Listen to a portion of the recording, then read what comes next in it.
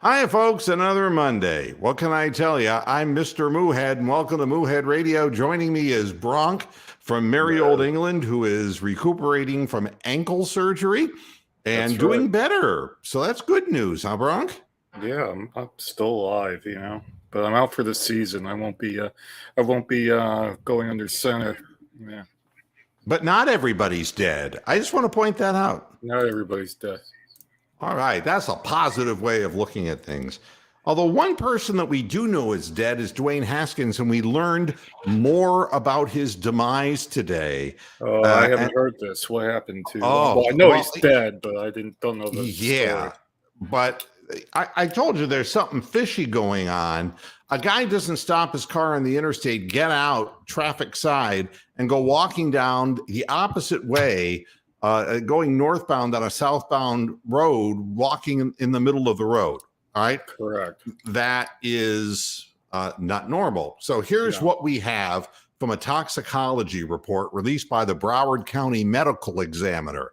According to the toxicology, 2 separate samples taken from Haskins' body had alcohol levels of 0.20 and 0.24, which are 3 times the legal limit of 0.08 in Florida.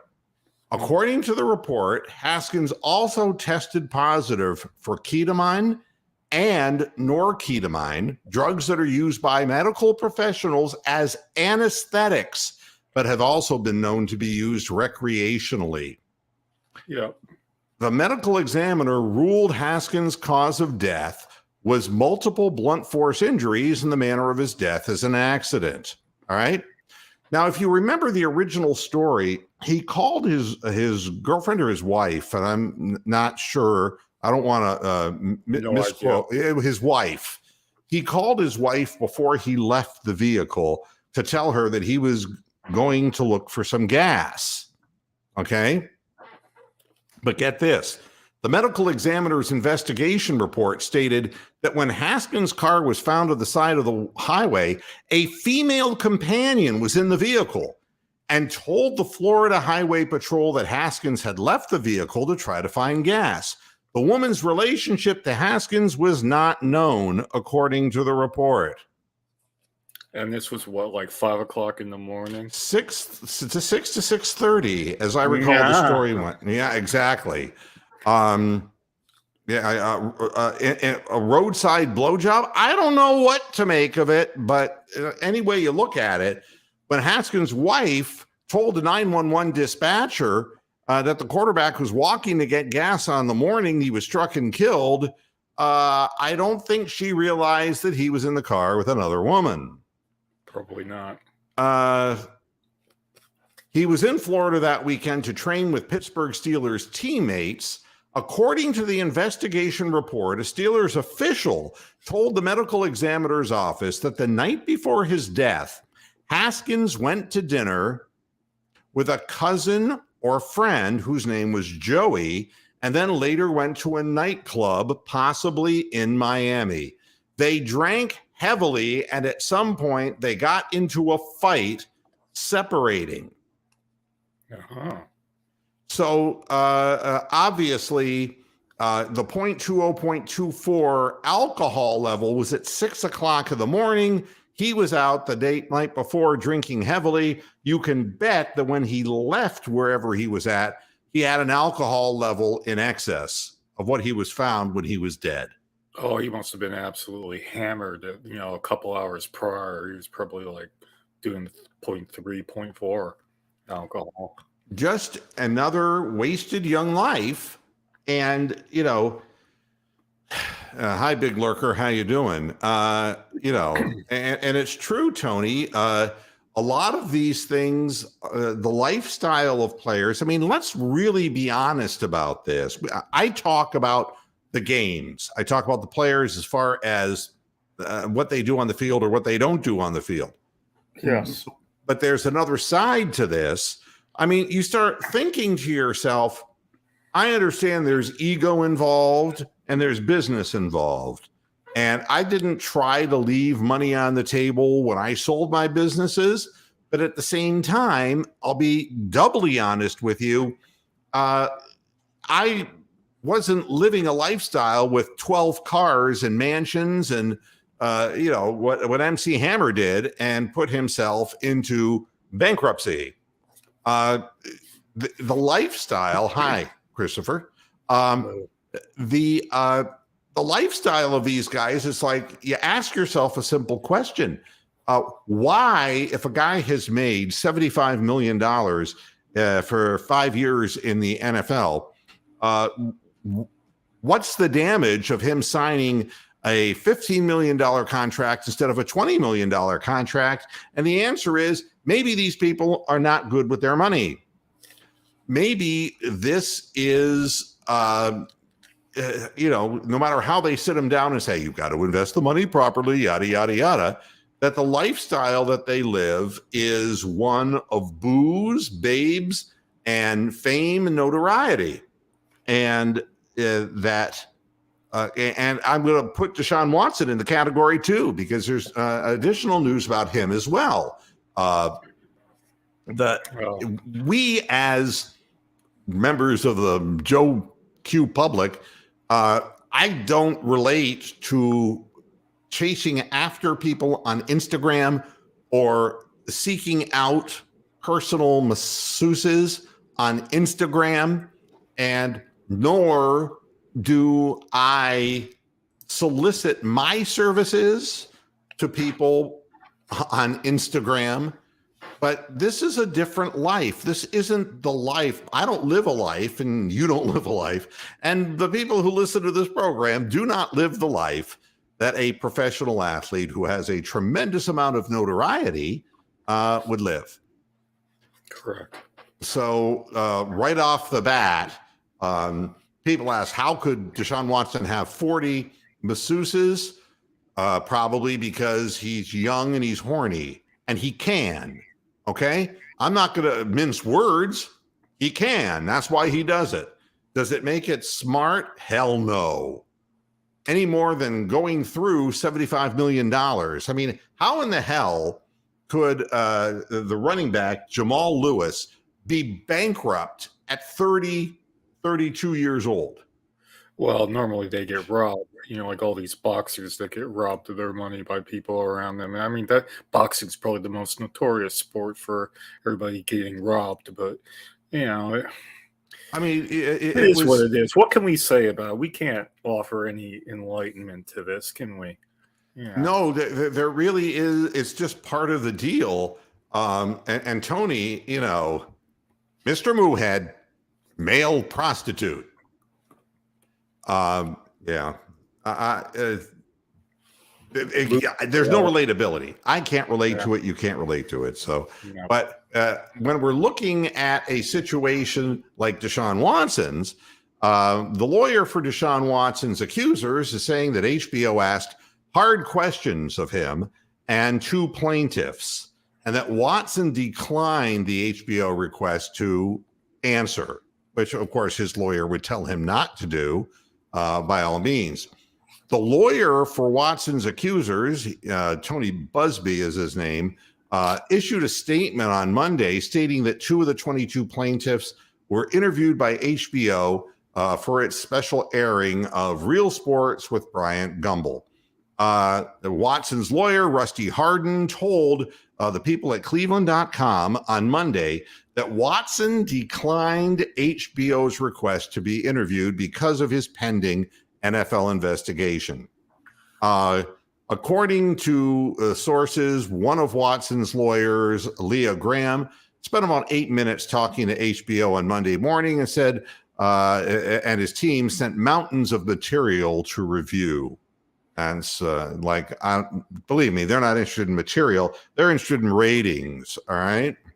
That's the way that works. And they're teasing this thing like you wouldn't believe. And I don't listen to anything either of the attorneys is saying either.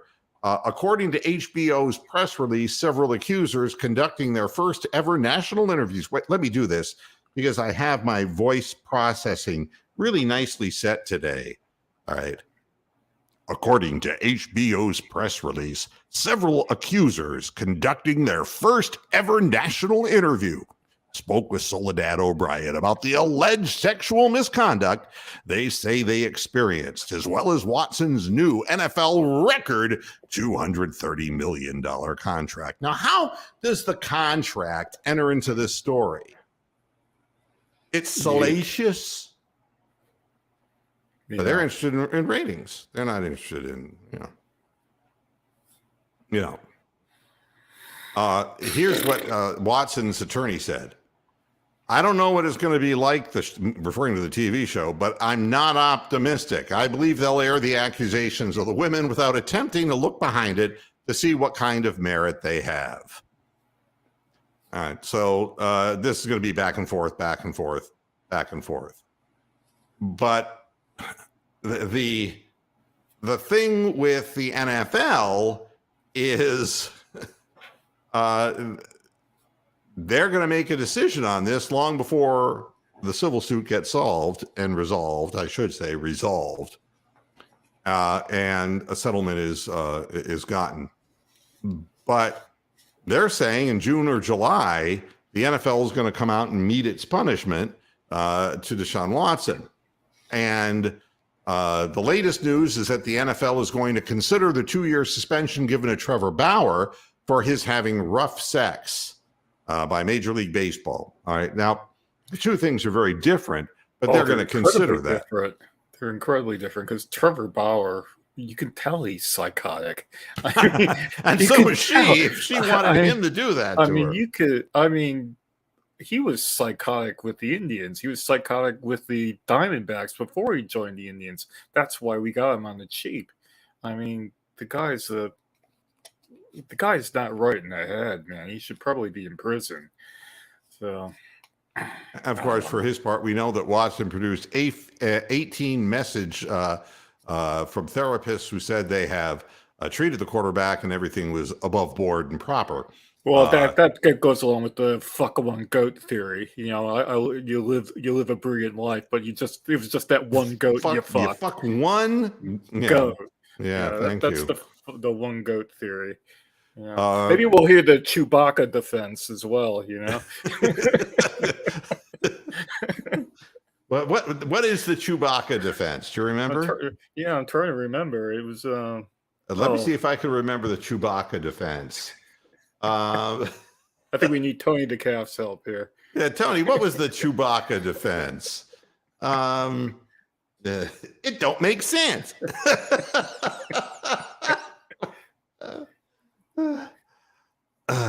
Chewbacca was a Wookiee on the planet Endor. Now I'm getting this now back in my memory. Okay. Yeah, it don't make sense.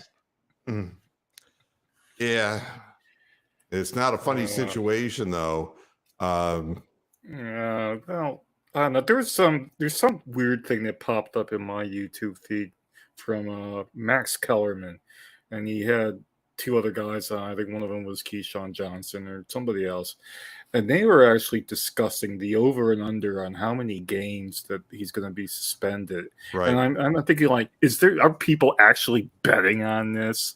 Like, it's like there's probably there's a betting line on it. I bet there is a market on it, like, because they were saying like it was like 6 to 8 games. So I'm thinking, what the absolute fuck? The Chewbacca defense was Chef got sued by a record company for claiming the rights to the song "Stinky Britches" by Alanis. I think it was Alanis Morissette.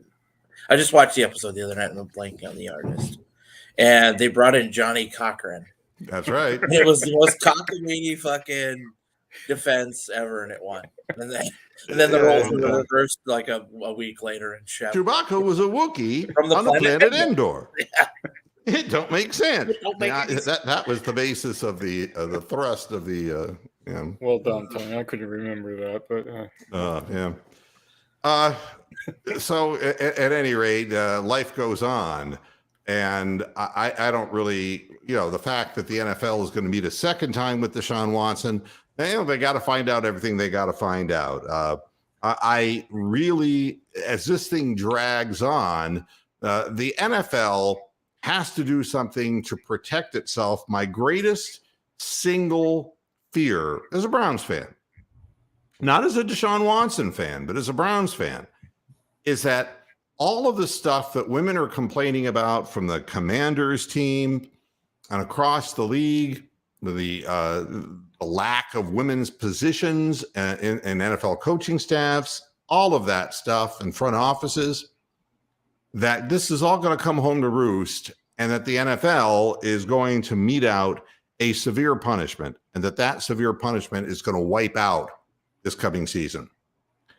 And I don't know, and I'm not talking about the commissioner's exempt list or anything like that. That's not going to be invoked. They're going to come up with a singular number, and I believe that number personally is going to be between 8 and 12 games. That's what I believe.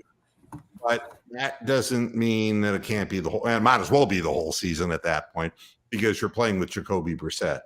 And that's what I have a feeling will happen. But we're no closer to a resolution or a settlement on any of this stuff, nor would you be. The women involved would never settle this case before the football season began without seeing what the NFL does. Because if the NFL metes out serious punishment, it strengthens, it girds their civil case. Right? This is just strategy. It has nothing to do with the guilt or innocence of people.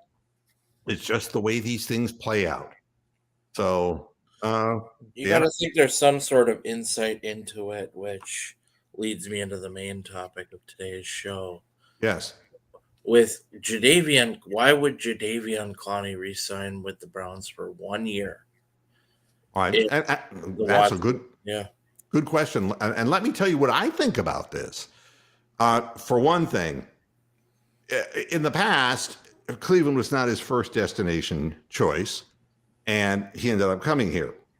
After the season ended this past year, there was belief that the Browns were dangling a 2-year, $24 billion contract. That was widely reported, and Clowney's people sat back and they said, let's see what comes in. Let's see what comes in. He ends up signing 1 year for $11 million, and his agents proceed to say, and he turned down deals in the $14 to $15 million range.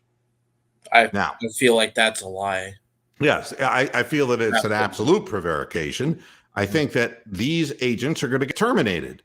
I think they misplayed their hand. I mean, all you're asked to do if you're an agent is to understand the market for your client.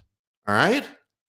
Now, there might be some crazy situations like Baker Mayfield's situation that make it hard to do that. All right. Because of the parties involved and Baker himself and going back and forth with the organization and, and the Deshaun Watson's contract. And, so being Baker Mayfield's agent might be tricky. But Jadeveon Clowney, everybody knew that defensive tackles were just aging on the vine. They still are there. The thing is that defensive tackles, I mean, for the names that are out there, Akeem Hicks is still out there. There just isn't a market after teams spend so much to get wide receivers or to get, quarterbacks and to keep their quarterbacks or whatever. There's just less money to go around. So all you have to do is know the position and figure out what's reasonable. Well, once you stop hearing from people, you can pretty well determine that there's not a market for you. All right.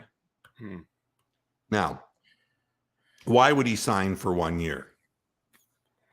He doesn't really want to be in Cleveland, and he had a prove-it year last year, and this is like suspended animation. All right. He's going to take this year, and at least I know that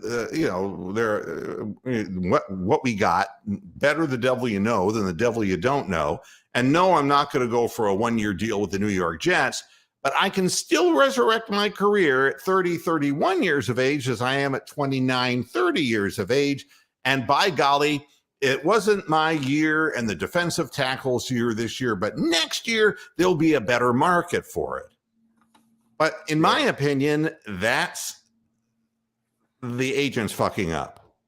and coming out with a comment about $14-15 million turned down, that doesn't make any sense whatsoever. Because if you were playing the 1-year gambit, why wouldn't you take $4 million more a year? It doesn't make sense. It don't make sense. The Chewbacca defense again. That's exactly right. It doesn't make any sense. Why would you take a lesser offer for 1 year? And the answer is you didn't get any other offers. And somebody gave him advice to hold on, sit tight. He held on, sat tight, and nothing happened. And by the time it happened, that's all he was going to get. And he wasn't going to tie his career up for 2 years even, because he doesn't really want to be in Cleveland. And that's the bottom line, is that he'll be back as a free agent again next year. He might get injured because his history is to be hurt. He had 14 games played last year, which was the most by far that he's played in a season. And, the odds are he's going to end up, with some kind of injury. And any number of things can definitely affect his value on the market. So, well, I think Joe Woods is going to do a lot more rotation of guys this season than he probably has before. I think the snap counts will be down even for Garrett. So I think they know that these guys don't stay healthy for an entire year. So, I mean, you know it, I know it. So I think that, guys like Winovich and, some of these other guys that they drafted, like Perry on Winfrey and that, they're going to get meaningful snaps, 20, 30 snaps a game to keep everybody else fresher. Because we got to sack quarterbacks. We got to sack Burrow. We got to sack Lamar Jackson. Well, to be honest with you, Bronk and Tony, if you know a guy's only signed a 1 year, you better be developing talent on that front line, because he ain't going to be here next year. So, yeah, but I think it's wishful thinking on his part, thinking that he'll end up getting more money next year if he has 9-10 sacks, because will the salary cap go up that high? I mean, look at all the money that's been spent out this year. If you look on the NFL website, you see the 100 top free agents, and apparently only 17 are left.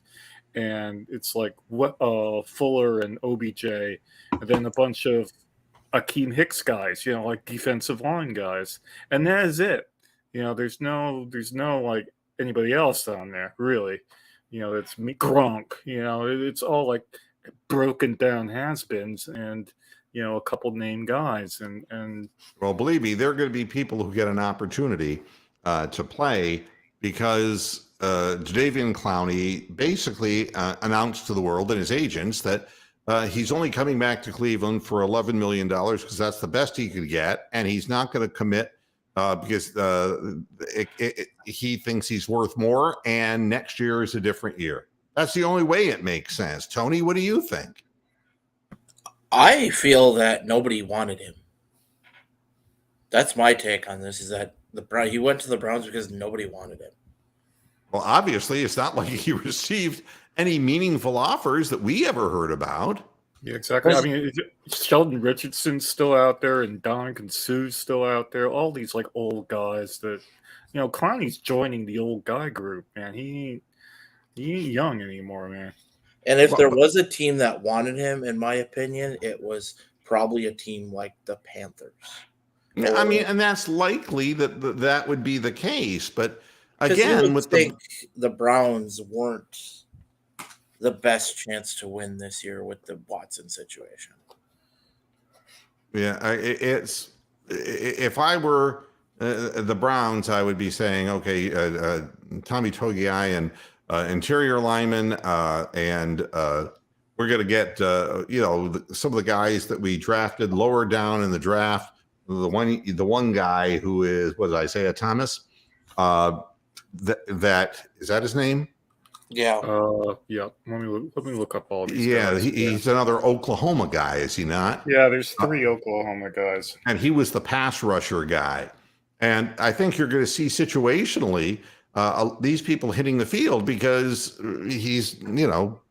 Clowney's not going to be with the team next year. I think that But what sense it makes? It pushes Clowney 1 year older and acknowledges that he had to accept a lower money. And so his team's response was, well, then you get less of a commitment. Why wouldn't you take a two-year $24 million from the Browns if that were in fact on the table? That doesn't make sense to me either. I think you're going to see him terminate his agents. Just mark it down on your calendar. And if I guess right on this, just, bend over and blow me. Okay. It makes sense. I mean, the guy, Isaiah Thomas was, he's an edge guy. He was in the 7th round. He's Oklahoma. And the guy they drafted from UAB, Alex Wright. That's right. That's right. UAB. He's also an edge guy. So these guys obviously are going to make the team. And so Woods is going to have a lot of fresh bodies out there. Yeah. So we'll see what happens. Now, I put Peter Powell's comment up here. Why don't you come on if you have news on the Baker situation? Well, yeah, I think what Peter's getting to is it came out in the Monday Morning Quarterback column this morning from Peter King that the Browns are willing to eat a good chunk of his contract to facilitate a trade. Felicitate. Felicity Huffman over here. No. Felicitate Navidad. Felicitate Navidad. They're now willing, I guess, to eat a good portion of the contract, which is what they'll have to do anyways. Well, look, I mean, the only way it's going to happen. Yeah. What's $10 million to the Haslams anyway? I mean, that's like pocket change for D when she. That's just another rebate scam. It's not a big deal, really. Yeah. They can make that back in a heartbeat. Yeah. Well, and even if it counts against the salary cap and you're without Watson for a good 3/4 of the year, what the fuck's the point? You know what I mean? You're not going to do anything anyways. So next is with the Browns, with Troy Hill being traded, who is going to be responsible for slot receivers? And Troy Hill, I don't think was responsible. He was overhyped, wasn't he? We were all thinking, yeah, he was from the Rams and they had the best defense and blah, blah, blah. I fell for it. I thought he was going to be But good. he was situational. He was really situational. He didn't play that many snaps. And I don't know why we got so, in love with him. He was hyped too much. No, I think they think that Emerson kid, that Derek hates. I think they're expecting him to do stuff on these bigger receivers. So I don't know what's going to happen. Well, I'll tell you what makes me worried. All right, because I hear this way too many times. All right, this is Kevin Stefanski addressing this very question. Quote, I think we have multiple guys who can fill that role and have filled that role in there. He said, I think that's why we talk about versatility. You need a man with versatility. If you're playing, if you're not a New Edition fan, you won't understand that Ralph Tresvant forget it. Look it up. Ralph Tresvant was the lead singer. You gotta cool it now. And his only top 40 single was You Need, what was the actual lyric though? You need a man with, Rocks would know. Oh, well, whatever. Yeah. So he goes on and says, if you're playing corner or if you're playing safety, you're going to be trained to play in the slot and play our nickel position. I think we have multiple guys who can do that. Yeah, exactly. I mean, whenever we take that approach, numbers never seems to cover this. No. And I've heard this so many times from this organization. We got plenty of guys, none of them who can do it good. And you end up with Sendejo on the field. Just going to say that.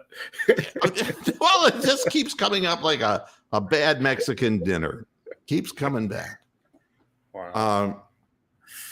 And then there's Martin Emerson Jr.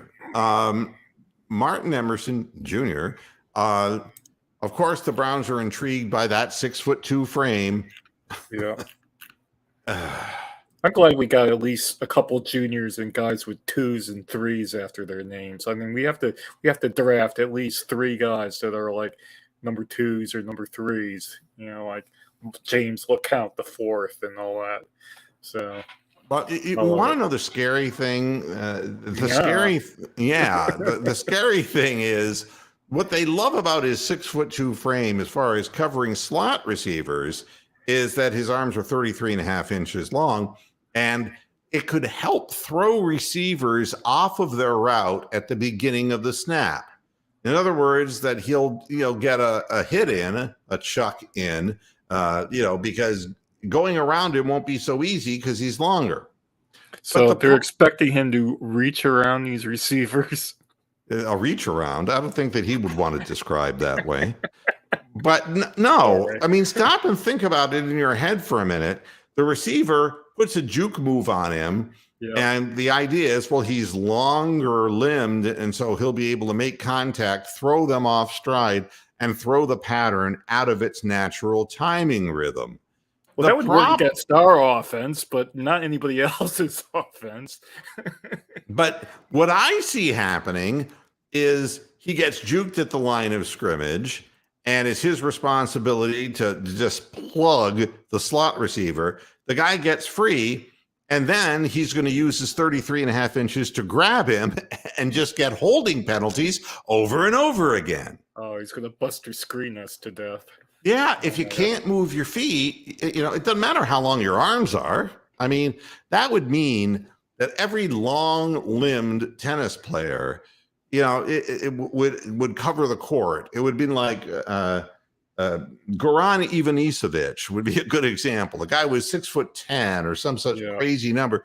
You would think that he would get to everything, but he won his points just by hitting massive first serves for aces.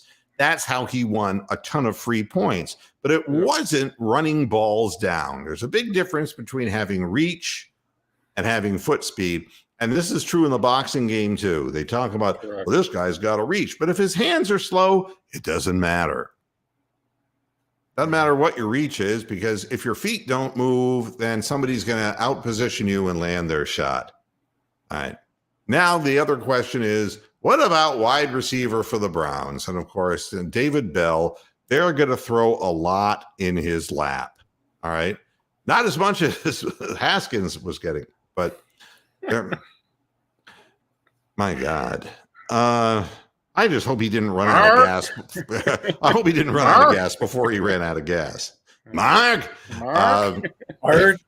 It's so wrong, but so right. But I honestly believe that you're going to see, Jacoby Brissett playing a good number of games this year, and we're going to find out if David Bell can find soft spots and if he has the ability to break off patterns and get enough separation, because God only knows the history of Jacoby Brissett is to throw to his first read and not to extend plays and not to make a lot of mistakes and therefore not to throw a lot of touchdowns. So we're going to find out what kind of possession receiver he is. And that's where they're starting with this. And he's going to become an important person, and his success or failure could very well spell at the beginning of the season the difference between our ability to hold onto the ball and move the chains along with our running game, as opposed to just praying to the baby Jesus that Donovan Peoples-Jones is somehow going to break open downfield, which we're still waiting basically for that pretty much. That's not what he does. And they're going to double Amari Cooper. You know that. So, it's. I'm not that doom and gloom about all that. I think we'll see what happens. And by the way, with Clowney signing, there has been allegedly, and I say this because these stories pop up and how accurate they are. God only knows that Ndamukong Suh's people perked up when they heard that Clowney was coming back to Cleveland. So Ndamukong at 35 years of age is not an every down player, but he's somebody who could kick a Pittsburgh Steeler in the nutsack when nobody was looking. So Or he has when that people, going, got for that going when for him. people are looking, the whole nation could be looking. You'd still kick them in the nutsack. So that's not a bad thing. The last guy we had, do you remember Robert Jackson, the guy who used to spit at people? He was a middle linebacker for the Browns. Yeah, he was famous for spitting at people. Yeah. And that's Ndamukong Suh. If you're looking the other way, God only knows what he might do. But we could use a man like that in Cleveland because, we're the ones getting cheap shotted and getting punished for retribution.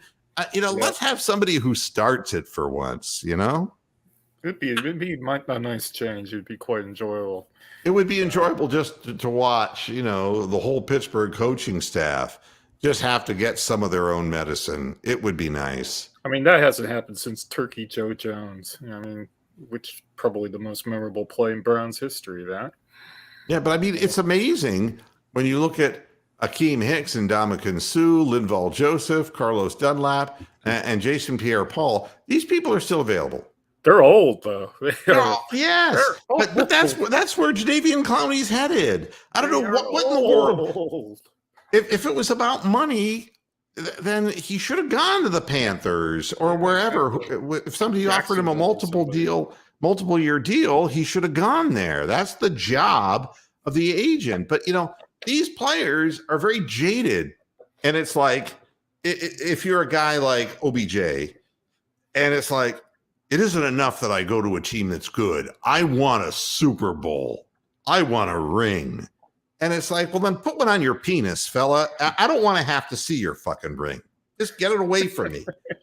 It's always the one thing they don't have, and it's like this.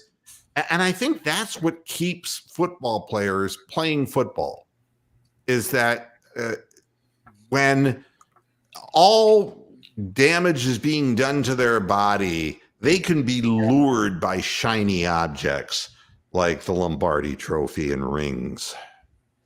And it's amazing. The other old people, Julio Jones and Cole Beasley and Emmanuel Sanders and Will Fuller are still available as receivers. But, again, this has become an age-divided league. That's just the way this plays out. I mean, I'd rather have David Bell than any of those receivers that you mentioned, that would be there, and that would all seem to think they want $10 million. It's just better value. Peter saying that Ndamukong would be great for the Cowboys. No, I suppose that's possible. At any rate, and then I was reading about Cade York, and what's interesting about Cade York is he had everyone said, well, he was a great kicker at LSU, and he really wasn't in his freshman year. In his freshman year, he was pretty moderate average, but in between his freshman and sophomore year, he started paying more attention to the mental side of kicking. Yep. And we talk about this, and, Chase McLaughlin doesn't want to hear about it, right? Well, it's all like sports psychology and, Chuck Knobloch not being able to throw to second base, or putters missing, golfers missing putts at the Masters. It's the same thing. Yeah. Hey, our buddy Derek has jumped in. Hi, Derek. Hello, Derek. Hello. So, the thing about Cade York is we have seen so many kickers. I think it's like the yips to golfers. Things get in their head, and the mental side of it, you come in a situation where you get one chance. That's what you get. Yeah. And unless the team's offsides like the Browns are, you get one kick, and it's got to get done, and you got to be mentally strong. And we've had a lot of guys recently on the Browns who just fell apart, crumbled. Cody Parkey, he twice. I mean, Cody Parkey was gone after the season with the Bears. He was gone, man. Yeah. He never recovered from that, and that's the thing about, when kickers go bad, And sometimes it happens when they're older, and it's not just a distance issue of strength of leg, but it's just here. Yeah. So I was reading about Cade York, and he was saying he finished up 33 of 39 on field goals in the final 2 of his 3 years, and 15 of 19 for attempts from 50 yards or more. But York referred to his freshman year at LSU as okay. But he said he became more focused on becoming a pro in the mental side of kicking during his sophomore season, and that he utilized the noise in SEC games to gird his ability to shut that out. And, some of the best kickers, whether it was Phil Dawson or Matt Barr that we've seen in Cleveland, had the ability to just isolate themselves. It was almost like they were in what was Their Pete own Townsend bubble. did the Who. Do you remember when Pete Townsend lost his hearing, he said, and he was in an isolation booth when he would play on stage? That was really weird. Yeah. A guy singing My Generation who was deaf. Be that as it may, that's the mental approach that is used is breathing must not speed up. Heart rate must be adjusted, and you have to be able to do it mentally. And there is, and I've actually done this because when I play tennis tournaments, I was just going to say this is all part of the inner game of tennis. I forget the guy who originally wrote that, but like 20 years ago, there was a guy who said, well, this is what you need to work on mentally, to perform better. And it's good in all fields. It's good for if you're a performer or a musician or whatever. You have to be calm, and you have to be focused, and you have to know where you're going, and, not be distracted. That to me, when I started, and it's called feedback therapy, and it was something that is measurable brainwave activity, and trying to get rid of high beta brainwave activity, because that's the source of all worry, concern. It's also when they say you can't have a long memory. The problem with a lot of people who ruminate is that they have perpetual high-end, beta wave activity. And the more that you are in the focus zone, the better off you are. And that became really important to me in tournaments when I was in close matches and I had to hold my serve, because at that moment, you really go through a routine that intentionally calms yourself. Because the act of serving, and we've seen a lot of, people like Gabriella Sabatini through the years whose serve fell apart completely. I've seen many professional players who were top-rated players literally just go and lose their serve completely. I actually saw a guy serve underhanded. He was so fucked up. He got to the point where he couldn't hit a regular, overhead serve. Wow. And it's no different than Steve Sachs being able to being unable to throw the ball from second base to first base, or Chuck Knobloch. It's the same thing. It gets in your head and it fucks you up.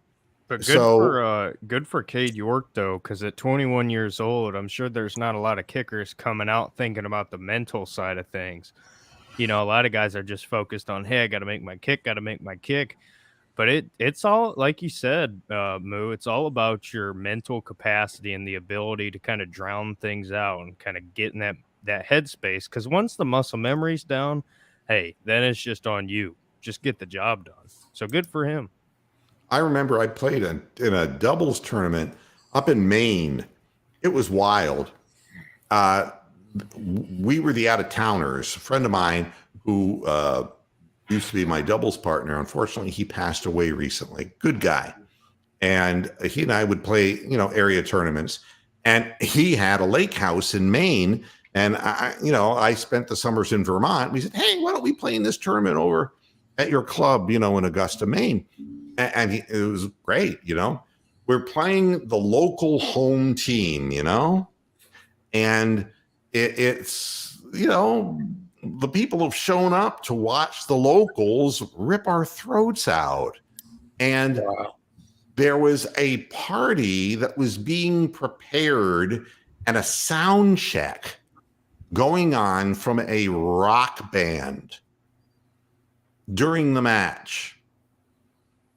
And it was, disorienting because they were going through their whole freaking set. And we're out there trying to play a finals match. And they were playing songs that were all popular songs. And the people who were watching were really kind of looking at me like I was crazy because I was singing the lyrics of the songs and just knocking winners off, and doing what I normally do. And that was my way of, instead of focusing on the noise, I was just in my head singing the songs like you would in the shower. And this is what, feedback therapy does for you. So It made him a better kicker. Yeah. Yeah, you're in the moment. I don't know what high school he went to Cade York, but let's say he was playing. Let's say he was playing in front of 10,000 people at the most. Now to suddenly go from a 17-year-old kid playing high school games in front of 10,000 people to being an 18-year-old kid playing in front of 100,000 people that are absolutely insane.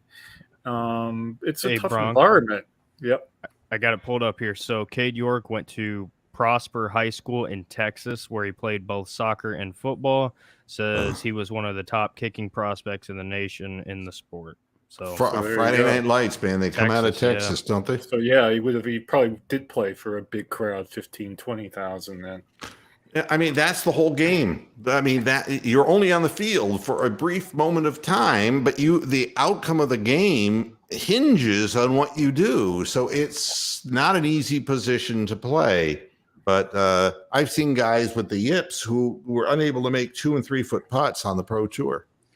Oh my gosh. I'm looking at the picture of this stadium right now. Good Lord. Yeah. High school football is religion, man, in Texas. It says the stadium costed $48 million and it seats 12,000. Well, I was at a high school that had 15,000 back in the 70s. So it was a big school. So yeah, it's it was funny because the home field for our high school football team was Fawcett Stadium, where the Hall of Fame game was played every year, which was kind of interesting. But we had Canton McKinley and Massillon high schools, which were the crown jewel Ohio high school programs at the time. And coming up on the outside was Jerry Faust at Cincinnati Moeller, and they became a dominant team. At any rate, I see that Nick Foles has agreed to a 2-year deal, go back to Indianapolis.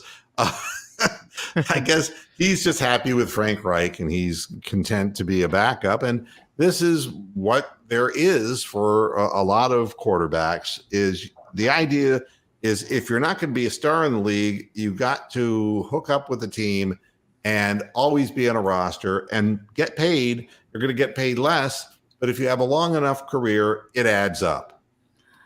Yeah. So that's what Nick Foles has done. I'm sure you guys have already talked about Clowney. I'm sorry for jumping in late, but not at all. Please, what do you think? Everybody is asking, why would he sign a 1-year, $11 million deal? Well, it's kind of that interesting question, right? Are the reports true? Who knows? If it was kind of, Mickey Mouse reporters, no offense to Brad, but Brad, I'm going to throw you out there. If it was just you saying it, I'd probably be like, bullshit, whatever. But it is interesting that it's a few reporters that are well known. That doesn't mean it's true, but I think just the fact that he had his most success in a long time with Miles. I think he, it's no secret that he likes Deshaun. For whatever your personal opinion is, just from Clowney's standpoint, he likes the guy. I think that obviously played a part. And I don't know if you saw the report, but apparently Jadeveon Clowney was one who was talking to Deshaun saying, hey, no, I love Cleveland. It's awesome, whatever, which is a major difference from Odell Beckham Jr. saying, Von Miller, don't come near this fucking why did place. he wait so fucking long? Yeah, I don't know. I mean, I don't know either. And do you believe his agents putting out that bullshit that he had a $14-15 million a year offers that he turned down? it's hard to tell. I mean, I don't believe it for a minute. Probably not, but at the same time, could I see a 12-13 million offer that they're putting out as 15-14? Maybe. I don't know. But I'm happy he's back. I mean, for damn long we waited for him. I mean, hell, finally. Well, I mean, again, you're looking at players, and this guy has proven he can play within the scheme. The thing I feel badly about, as far as Clowney is concerned, by taking a one-year only deal, he puts himself back into a situation where one injury will really hinder his ability to play anymore in the NFL. People will not take a chance. I really thought that he would take at least a 2-year deal from the Browns if it was on the table. That's what I thought. Well, and it almost seems like the Browns weren't as crazy as it sounds. Looking at the deal, it's not 11 guaranteed. I mean, it's up to 11 million with the incentives. So that almost tells me that the Browns were comfortable either way, which is kind of surprising to me. So it seems like Cleveland was his fallback, and they took him back, which I'm happy about. Well, the other thing that I'm reading here about the Nick Foles situation is that, and this will just tell you that, what do? Nick Foles likes Frank Reich. Frank Reich likes Nick Foles. But the Eagles were showing interest in a possible reunion with Foles before he agreed to the deal with the Colts, according to Jeremy Fowler from ESPN.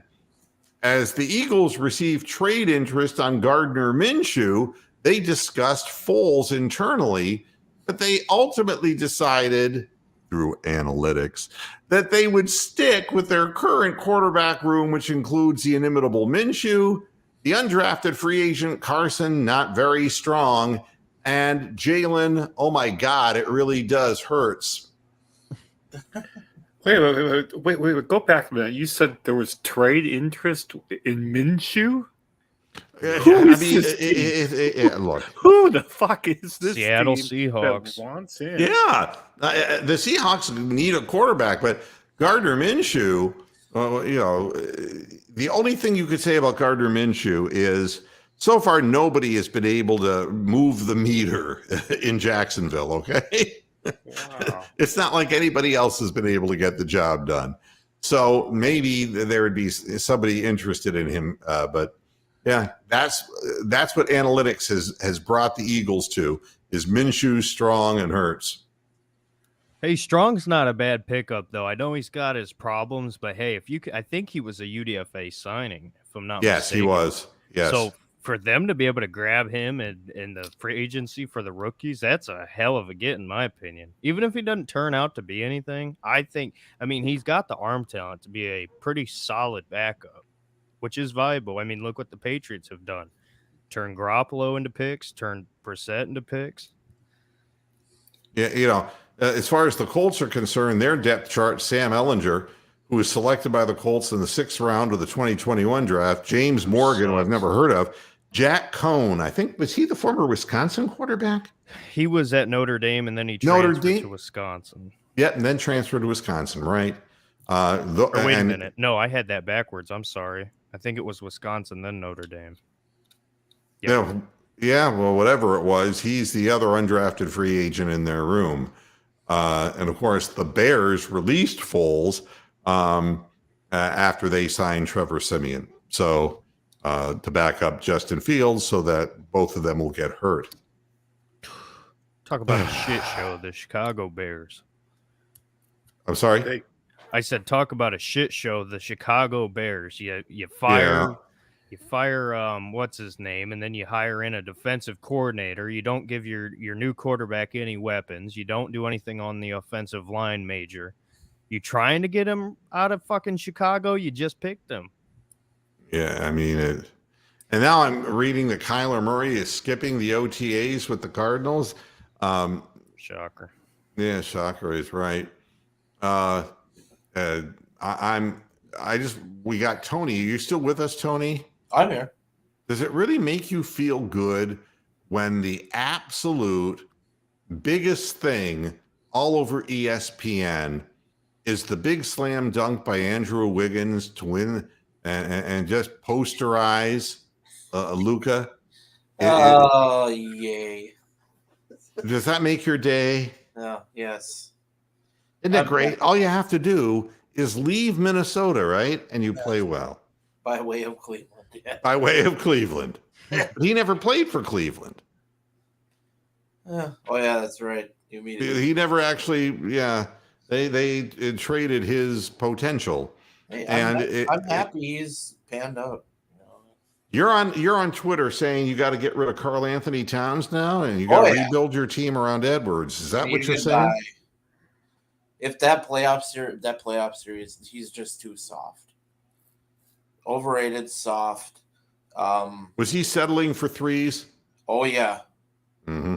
I mean, he was part of the reason why they blew the 2 20-point leads. Is he was just chucking up threes. Him and fucking Russell just chucking up boneheaded shots, and yeah, I mean, Bronk, I'm going to do something for you, Bronk. Okay, I'm back. Okay, good. I'm doing this that's right. That's right. Mito Pereira and the PGA in Tulsa, Oklahoma. Oh, you're on the cusp of winning a major. You're on the 18th tee, one stroke ahead. All you have to do is paw the hole. And it's bogey time in Tulsa. And just like that, as Carrie Bradshaw would say, Justin Thomas and Will Zalatoris played in a 3-hole playoff that Justin Thomas won because, people named Will Zalatoris don't win any more than people who are named Mito Pereira. Oh, there you go. Very good. Yeah. What I mean, that's got to be, this is what we talk about as far as mental preparation. You're standing on the tee box of the 18th hole with a one-shot lead over Thomas and Zalatoris, and all he needed to do was to card a par on the final hole. He would have become the first man from Chile to win a major championship and the first PGA Tour rookie to win one in 11 years. And the first shot goes right in the water. Right in the drink. Wow. I mean, that's something I do on a golf course. I mean, my God. And it's like, of all the times for that to happen, he still had a chance to make a playoff if he could just get up and down. He blasted his approach shot over the green. He still had the chance if he just got up and down. His chip shot rolled off the green, and he needed 2 putts from there and made a double bogey 6 and finished tied for third. Yeah. And when he gets into that position again, what is he going to do? Or is he ever going to even be in that position again? To me, golf is the hardest game. And I have a quote that's, I think, better than Mark Twain's. Okay. All right. Chewbacca was a bookie from that. Yeah, exactly. No, that was don't make sense. It don't make sense. That would have been a better punchline, Tony. You're right. But my quote about golf is, it's a game in which you have many minutes to think about the next mistake you're going to make. I mean, it's not like there's anything reflexive about golf. In a tennis situation, you're up in the net, guy blasts the ball, you just instinctively get your rack out in front of you and hit an angled volley, and it just becomes automatic. I've met so many golfers in my life who they were addicted to golf lessons, and they would sit there, and I would be hitting balls off the range where the deer and the antelope play, and I'd be standing next to a guy who was with a pro and taking a lesson, and the pro would say, lower your shoulder, raise your other shoulder, straighten your back, extend your left arm, now move your right hand underneath. And I mean, it was like doing an OCD hokey pokey. And so help me God, it's like you watch the pros and they're robots. They have hit so many balls. Yeah. I mean, and when you see somebody pull off a ball, they fucked up. But for the most part, these guys are just repetition. I remember when I saw up close the guys who were professional players when they came to Binghamton, New York. James Blake, who turned out to be a top 10 player. I don't know if you remember him from Harvard, an African-American tennis player. He was blazing fast, but watching him warm up, and it was just like a metronome. I mean, every stroke, was the same as the one that preceded it. It was just remarkable to watch, just the mechanical surety, and that's what these guys do. But again, if your head's fucked up, and if you're frightened and it's like you're in that moment, that's what happens. You blast it into the water, and then you blast the pitch way over the green. Yeah, you're at that point. He shot a 5 over 75 in the final round, and just basically he screwed the pooch. It's that's tough. And meanwhile, Tiger Woods withdrew. Yep. He didn't even play the 4th round because what was the point? I really am not going to tell Tiger Woods whether he should play or not, but the look on his face, you know what it reminded me of? The one time a friend of mine in college tricked me into watching a gay porn movie. And anal insertion. Air quotes on tricked. The guy who was the receiver had the same look on his face of sheer pain that Tiger had playing golf. I mean, it was that, I don't even know if I can do the face. It's like, it's sort of like intense Joe Bannering. Wait, Joe Banner taking it up the ass. Here we go. I can't do this with a straight face. That's my own shit. Ow! Oh, damn! Okay. The best part about that was the camera going out of focus there. Yeah, it was a cheap porn production. What can I tell you? But no. The real question is, how long did you watch? Oh no! I mean, it doesn't take very long. He didn't. It's one of those things that you watch because somebody tricked you into it. And it was not a good thing. Hey, I have a friend here, Dennis. How you doing, buddy? Dennis is a guy I played tennis with who ran our tennis doubles down here in Florida. How you doing, buddy? So he could verify all of your tennis stories then. Yeah, he'd be the first one. I'll tell you something about Dennis. Dennis, you want to talk about a guy who, he took tennis lessons. He was a guy who took on the game later in life, and man, he became amazingly mechanically sound. I'm like the least mechanically sound tennis player of all time, or I was. I don't play anymore. But oh my God, I mean, if I'm hitting the ball facing the wrong way, and I'm off my back foot, and but it's really cool to see how rhythm and breathing and balance and control all play a major part into the success or the lack of success.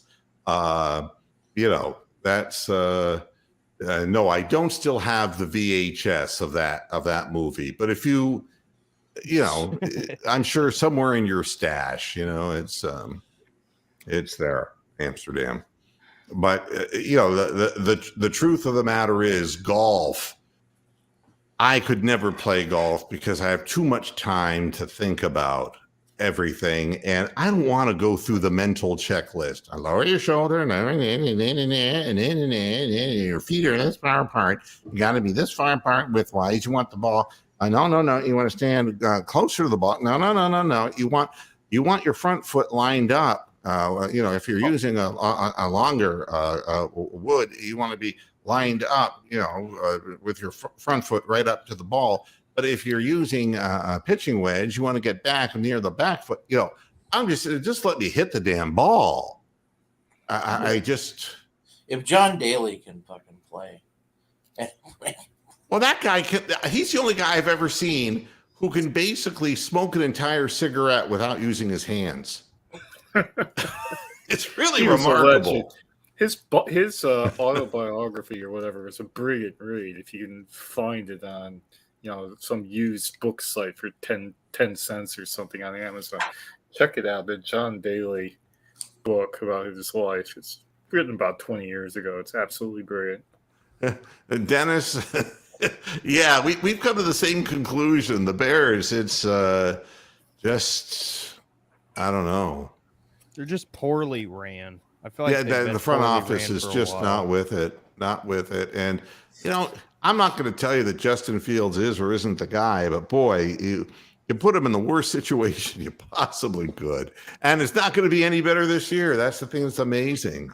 If he succeeds with this team the way they've built it, he might be one of the best because I don't know a quarterback who you could throw in there and succeed. Yeah, I think Mahomes would get killed playing for the Bears. I mean, the Bears may have the worst record in the league this year.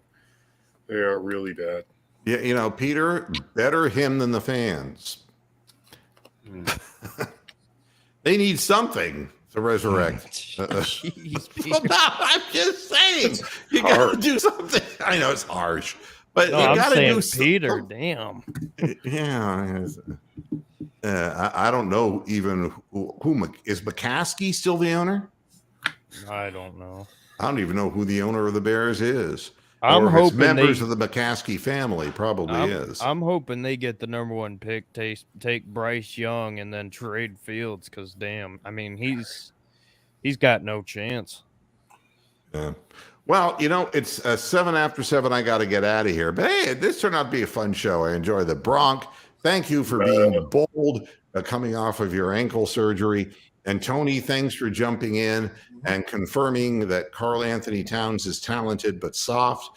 And Derek, it's like most of the panel. We're all like that. Talented. Yeah, I know. That's the truth. And Derek, I know that you do a lot of different things. I actually saw that you had your own Twitter space that came up, but I didn't see it until it was too late. And you didn't miss much, trust me.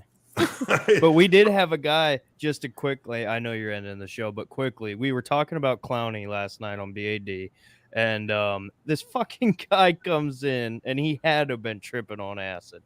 And we're talking about Clowney, and his name was like Taj or something. We go, my boy Cozy goes, Taj, what'd you think about the Clowney signing? And he goes,